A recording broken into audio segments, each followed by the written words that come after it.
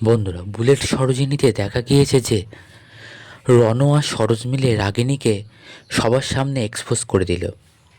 দেখা যায় সব প্ল্যান মাফিকই হতে থাকে। প্রথমে রণর বাবা মানে জ্যোতিপ্রিয় রাগিনীকে ভয় দেখাতে থাকে।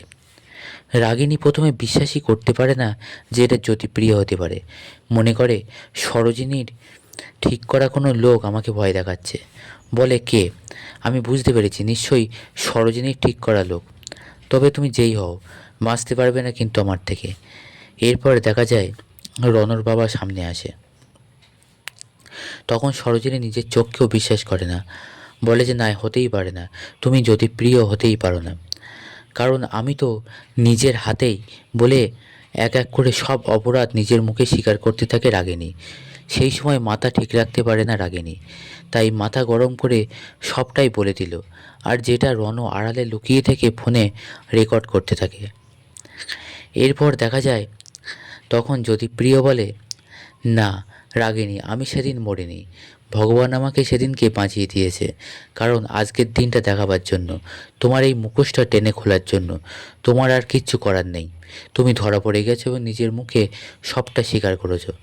ঠিক সেই সময়ই দেখা যায় দাদু মানে রাগিনীর বাবা চলে আসে আর বলে, জ্যোতিপ্রিয়, তুমি সেদিনও বাঁচতে পারোনি, আজও বাঁচতে পারবে না। কারণ রাগিনীকে এর আগেও যারা যারা ক্ষতি করার চেষ্টা করেছে তাদেরকে আমি ছাড়িনি, আর আজকে তোমাকেও ছাড়বে না। কারণ এর আগেও তুমি মৃত ছিল, আজও তুমি মৃত থাকবে। এই বলে যখন জ্যোতিপ্রিয়র ওপর টার্গেট করে দাদু, তখনই সরোজিনী চলে এসে বাঁচিয়ে দেয় রণর বাবাকে। আর ঠিক সেই সময়েই ঘরের আলো জ্বলে ওঠে আর বাড়ির সবাই সেখানে উপস্থিত হয়। তখন রাগিনী আর নিজেকে বাঁচাতে পারে না।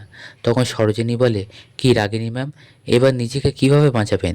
বাড়ির সবাই সবটা শুনে ফেলেছে নিজের কানে। তখন রাগিনী বলে, আমার তখন মাথা ঠিক ছিল না, আমি কি বলতে কি বলেছি। তখন সরোজিনী বলে যে রণদেববাবু সবটা রেকর্ড করেছে ফোনে, তাই আপনার আর বাঁচার কোনো চান্স নেই। এরপর রণও রাগিনীকে বলে যে তোমাকে ঘেন্না করতেও আর ইচ্ছা করছে না। এরপর দেখা যায় পুলিশ এনে রাগিনীকে ধরিয়ে দেয় সরোজিনী। এরপর দাদুকেও পুলিশে নিয়ে যায়, রাগিনীকেও পুলিশে ধরে নিয়ে যায়। এরপর দেখা যায় যে সরোজিনী দেখা যাবে যে আগামী পর্বে সরোজিনী রণকে বলে, এই নিন মিস্টার চ্যাটার্জি, আপনি আমার থেকে ডিভোর্স চেয়েছিলেন না, আমি সই করে দিয়েছি।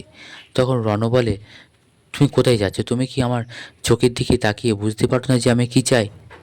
তখন সরোজিনী বলে, আমি তো যেতে চাই না, আমি তো আপনাকে ভালোবাসি, যেটা আমি স্বীকার করছি, কিন্তু যেটা আপনি করতে পারছেন না। তখন রণও বলে, হ্যাঁ আমি ভালোবাসি তোমায়, স্বীকার করলাম। বন্ধুরা, রণ নিজের মুখে স্বীকার করলো ভালোবাসার কথা।